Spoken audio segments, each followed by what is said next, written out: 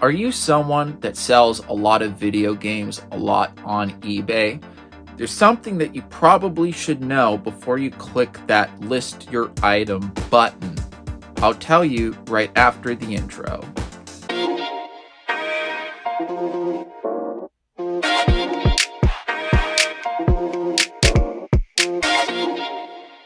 What is going on? It is Nate the Game Guy coming back with another video at hand, and today I want to talk about selling video games online, not just with eBay but with also other platforms too, such as Mercari and such. A little bit of some background about myself. I've been a game collector for a very long time. I have about 3,300 games in my personal game room. I've got 2 complete sets, and this is a hobby that I'm truly passionate about. So if game collecting and game collecting tips and game related subjects such as current gen, retro, all that stuff, if that is something that interests you, please do consider subscribing to the channel. So I want to give a little disclaimer before I jump into this video subject. This video is mostly going to be targeted towards game collectors. This isn't really going to be a video for resellers, and I'm sure a lot of you will know exactly what I mean as the video progresses. Now, let's talk about selling video games online and game collecting, right? A lot of game collectors follow this strategy. They will go to yard sales, thrift stores, pawn shops, all that stuff, and they will essentially will buy video games that they already have or games that they're not interested in or whatever, right? They will take their games, they'll put them online. Most of the time it's going to be eBay, and they will sell these games for a profit. And once they get that profit, they use that money to buy the stuff, buy the games, the collectibles, all that stuff, and have it be put into their personal collection. It's a great strategy. It's something that I've done myself plenty of times before in the past when it's come to funding my game collection. However, let's talk about the pros and the cons when it comes to selling with eBay, right? eBay is already a relatively popular platform. Lots of sellers sell on there already. Lots of buyers buy on there already. It's pretty much a straightforward platform for a lot of people that want to collect video games and sell video games. So lots of people already know about it, which is a big plus. However, let's talk about some of the cons. There are listing fees that are about 13.25% if you sell video games, plus a 30% listing fee. Also, if you do decide to offer free shipping, there is shipping included. A big reason why people will throw in free shipping when it comes to selling online on eBay is because free shipping listings do get pushed up in the eBay algorithm. Plus, it makes yourself look more attractive to buyers. Essentially, what they just do is just factor in their price when they are putting up whatever they're going to sell for sale. They just include shipping built into their price, and it just shows up as free shipping. However, if you decide to charge for shipping, there are also fees that you do have to pay for shipping on top of that as well, right? So a few things to consider about that. Plus, eBay has been known to have a lot of problems when it comes to sellers. There's been plenty of horror stories when it comes to selling online with eBay with sellers. I'm not going to talk about the specifics in this video because there's plenty of people that have already talked about it already. But on screen, I will be showing a few recommendations of some videos that you should check out. Now, let's talk about video games and funding a collection. So obviously, eBay is a pretty go-to platform. Also Mercari and all that, right? However, I think a lot of times too, a lot of collectors don't know about this already, and it's worth talking about. They should also consider looking at trade-ins. That's right, I'm talking about trade-ins. The type of trade-ins that you go to a game store, online, or whatever, and they will offer you so much credit for your game, and they will give you that credit, and you will be able to use that credit to purchase other games, consoles, the like, right? Lots of game collectors do this already. However, I do feel that there are still a good chunk of people that don't utilize this. I'll give an example with a personal story of mine, right?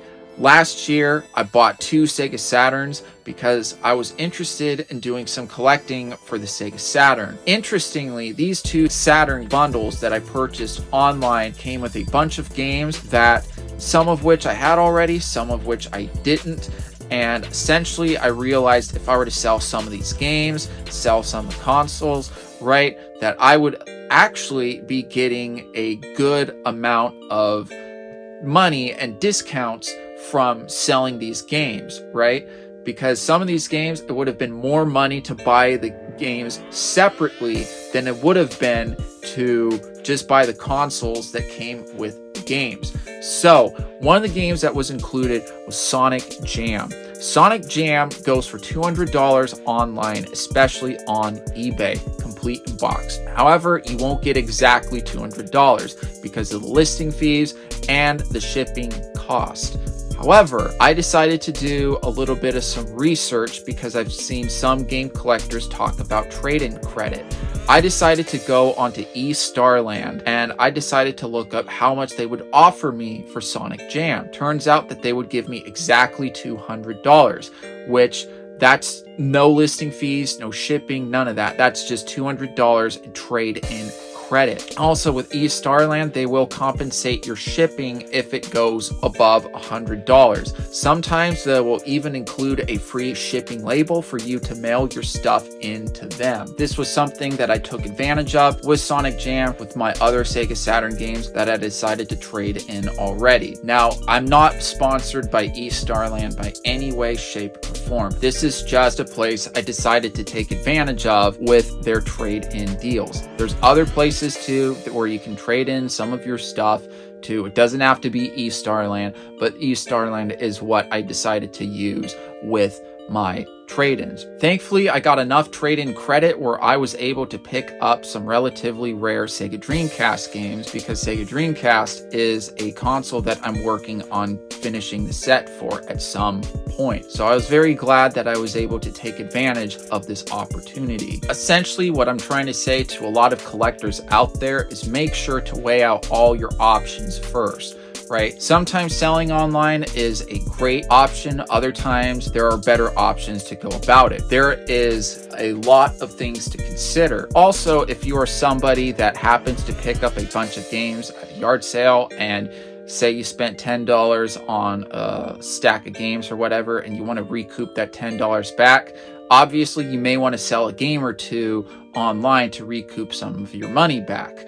Also, too, sometimes selling locally, you'll be able to get more money than you would if you're selling online because obviously you don't have shipping and fees to deal with. And of course, it does depend on what part of the country that you're in. If you're out in a rural area, that may not be the best way to go about it. There's a lot of things to consider too. Also, trade-in credit doesn't give the best value either. After all, there's a reason as to why GameStop has had a bad reputation over the years, and trade-in credit is obviously a big reason why. But of course, I have sometimes got good deals selling with GameStop before, believe it or not, where sometimes, as crazy as it sounds, there have been times that even with the shipping and listing fees, I actually ended up getting more in trade credit with GameStop during the times when they would offer double trade-in credit. So basically what I'm trying to say is weigh out all your options. Sometimes it makes better sense to sell online. Other times it makes more sense to get that trade-in credit. Other times it makes more sense to sell locally. It's all about weighing out your options and looking for the best way to fund your game collection. But that's what I want to say. Make sure you weigh out your options. If you found any of this information to be useful, please do consider giving this video a like. Helps boost it up into the YouTube algorithm so more viewers such as you can find videos just like this. Also, please leave a comment down below in the comment section below. Have you ever took advantage of certain trade-in deals over selling online or selling locally? I would like to hear some of your stories. Do consider subscribing because, like I said, I talk a lot about game collecting tips, retro, current gen, all that stuff. If that's something you're interested in, please consider subscribing. be sure to hit that notification bell as well so you do get notified when I upload a video. Hope you guys enjoyed the video, and I'll be seeing you guys next time.